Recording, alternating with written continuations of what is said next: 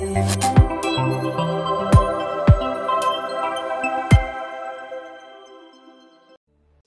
घाम र तातो बाघमा कुनै प्रवाह नगरिकन सधैँ सेवाग्राहीको सेवामा समर्पित लाउती दाई। धरानको यो उखर मौलो गर्मीमा बाटोको तातो हावा र धुलोले कहिले हरेस खानु भएन। यी यसरी नै बनिसकेको मिठा मिठा परिकारहरू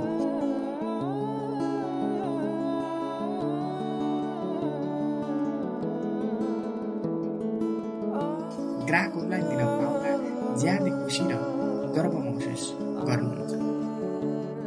भन्नुहुन्छ यो मैले रुचाएको पेसा हो, यसरी नै काम गर्न पाउँदा ज्यादै खुसी महसुस गर्छु।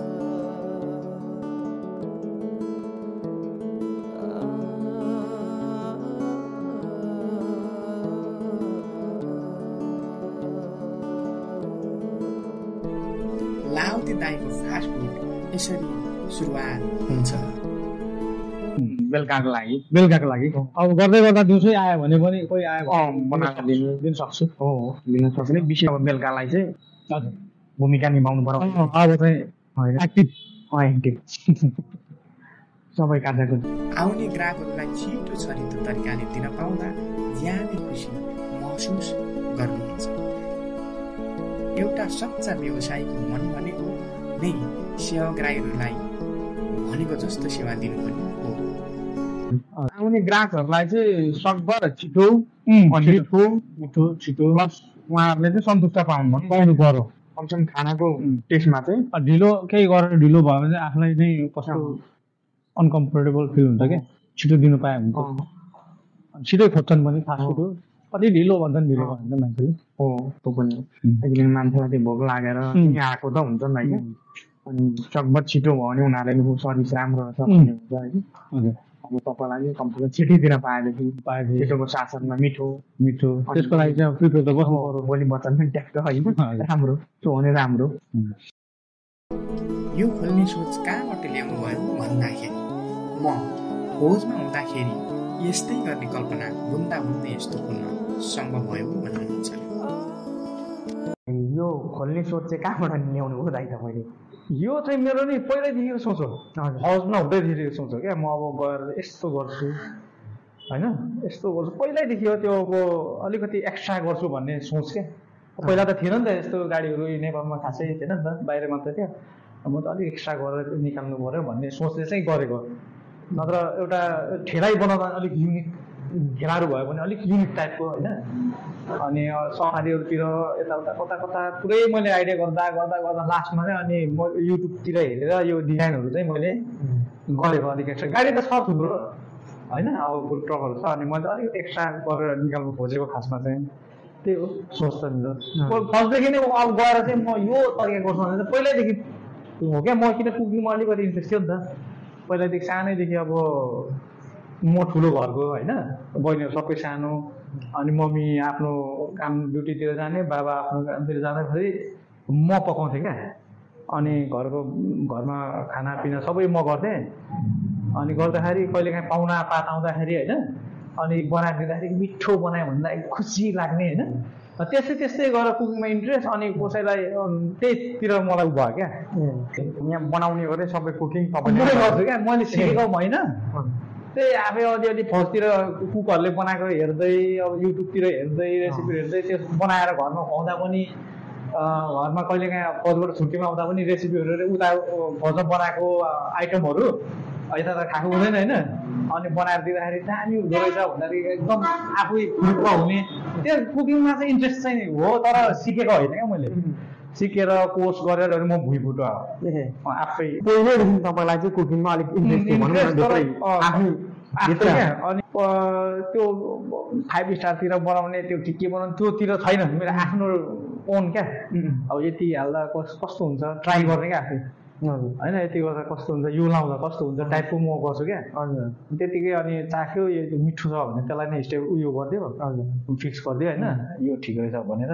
अनि कसैले अब नबनाएको चिजहरू चिकन चिल्लीहरू अब त्यो त बनाएको छैन होइन। त्यो अर्डर आयो भने पनि अनि त्यसपछि टक्क रेसिपीहरू चाहिँ टक बनाइदिन्छु क्या। दामी भयो भने भएन भने फेरि अर्को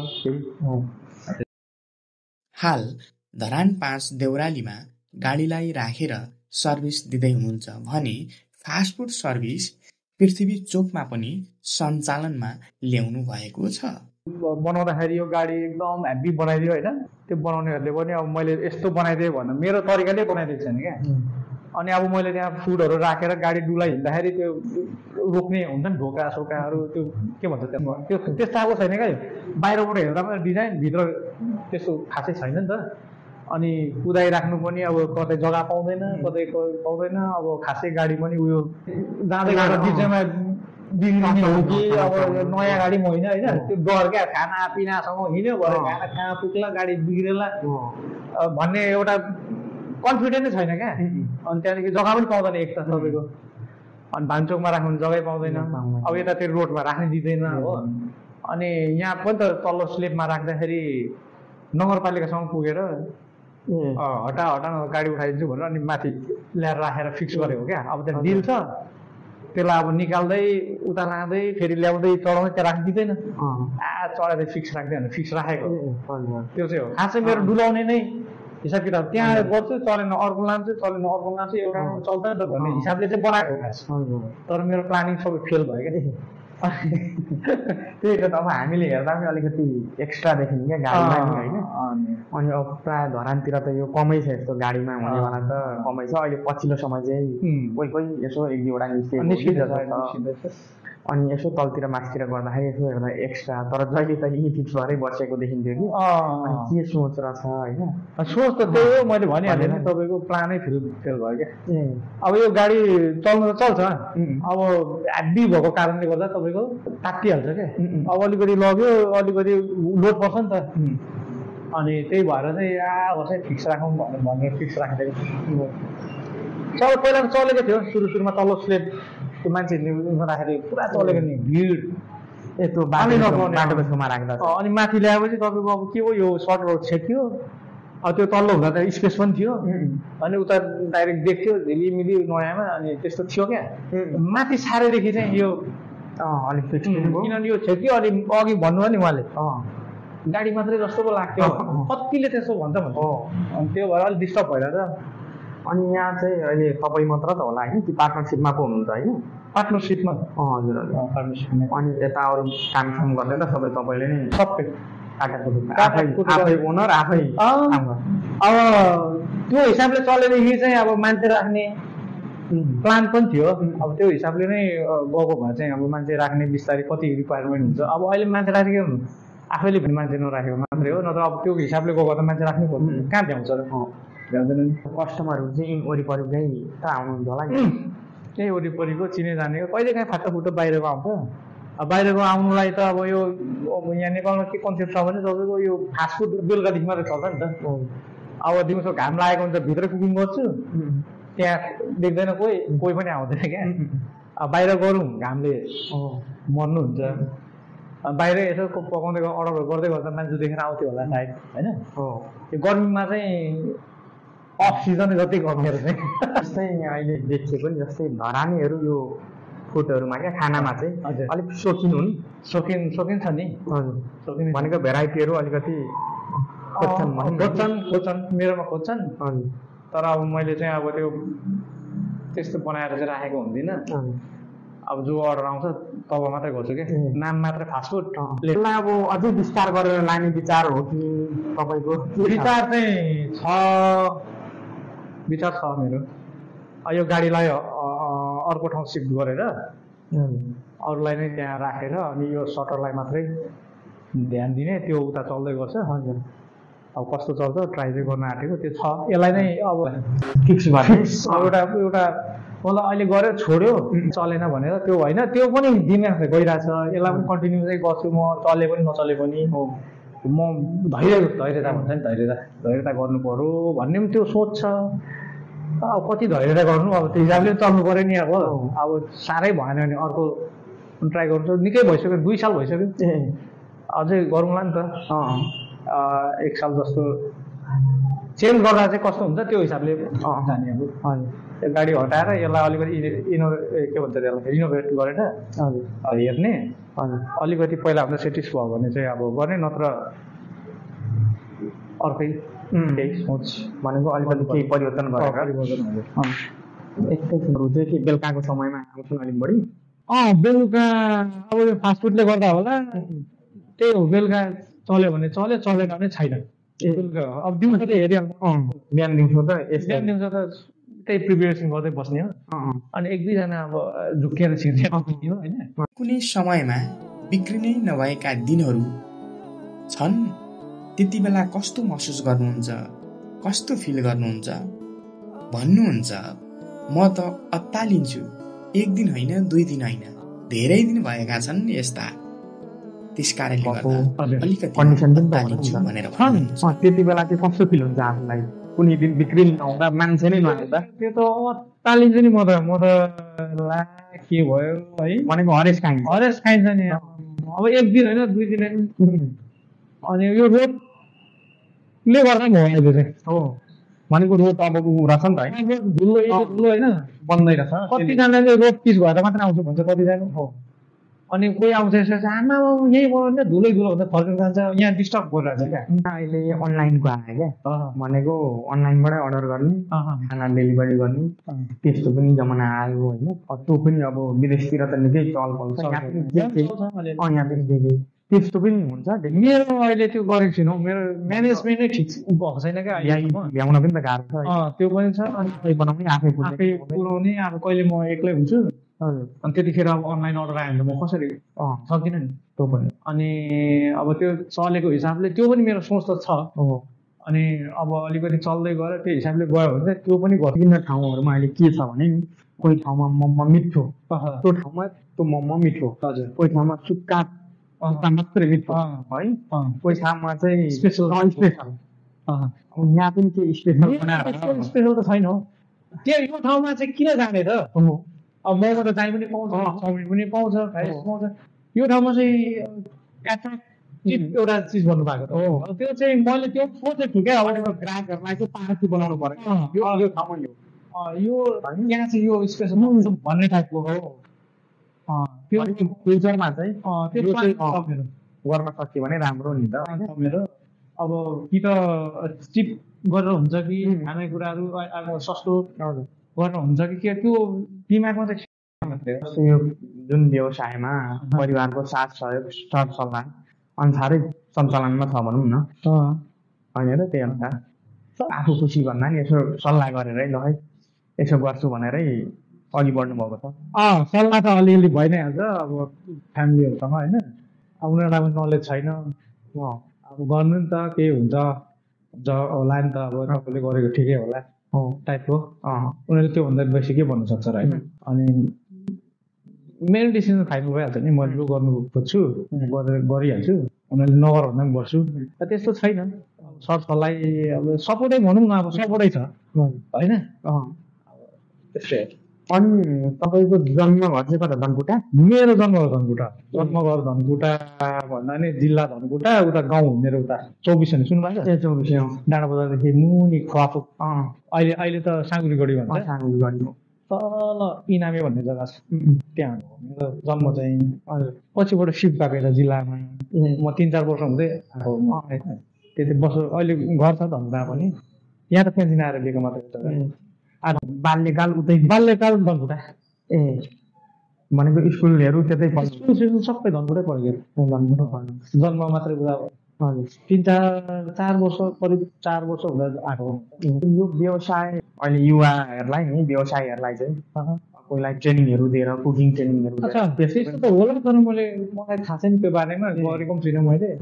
त्यस्तो अहिलेसम्म छैन मलाई थाहा छैन। कतिपय चाहिँ अब यसो आर्थिक सहयोग दिएर पनि ल है भन्ने किसिमको अब त्यस्तो बारेमा म बुझ्न पनि गएको छुइनँ, बुझ्नु कोसिस पनि गरेको छुइनँ। आफै जस्तो छ देख्छ आफै गर्दैछु। ट्रेनिङ कतै के भन्छ त्यो यसको ट्रेनिङ आएको छ अरे के भन्छ कुकिङहरूको। जस्तै तपाईँ त एउटा एक्स आर्मी। हजुर। लाउरे र यो कुकिङलाई तपाईँले पेसालाई कसरी दाज्नुहुन्छ? लाउरे के रहेछ, यता कुकिङ कस्तो रहेछ? होइन यस्तो अब लाउरे भनेको अलग्गै पार्ट भइगयो होइन।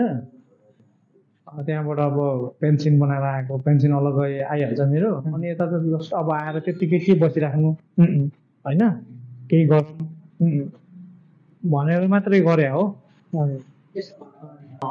अब त्यतिकै अब हामी अब सुतेर मात्रै बस्नु सक्दैन नि त उता अब हामी कन्टिन्यू ट्रेनिङ गरेर बसेकोमा चाहिँ म्याक्सिमम् यहाँ आएर त्यसरी बस्ने मान्छेहरू प्यारालाइसिस हुन्छन् होइन बिमार हुन्छन् टेन्सन खाँदै ढुक्क बस्यो भने हुँदैन हामीलाई चाहिँ हामी एक्टिभ हुनु पऱ्यो क्या बाँचिन्छ हामीलाई एक्सर्साइजको जरुरीहरू हुन्छ होइन अनि एक्सर्साइज पनि हुने होइन एक्टिभ पनि हुने थोडा यसो टाइम पास यसो पार्ट टाइम पनि हुने त्यही कारणले चाहिँ गरेको तर लास्टमा अब बाध्यता परिस्थितिले गर्दा त्यही नै अब उयो हुन्छ क्या के भन्छ सोख हो खास यो गर्ने होइन त्यो सोच चाहिँ अहिले बाध्यतामा कन्भर्ट भयो क्या गर्नै पर्ने हुन्छ अनि एउटा के कुरो निकाल्नु हो भने जस्तै कुनै कस्टमरले तपाईँले बनाएको खाना मन परायो कुनै ग्राहकले तपाईँले बनाएको परिकार मन पराउँदा अथवा अति मिठो स्वादिलो भन्दा कस्तो महसुस गर्नुहुन्छ भन्दा हाम्रो लागि त्यो भन्दा ठुलो सफलता अरू केही होइन जस्तो लाग्छ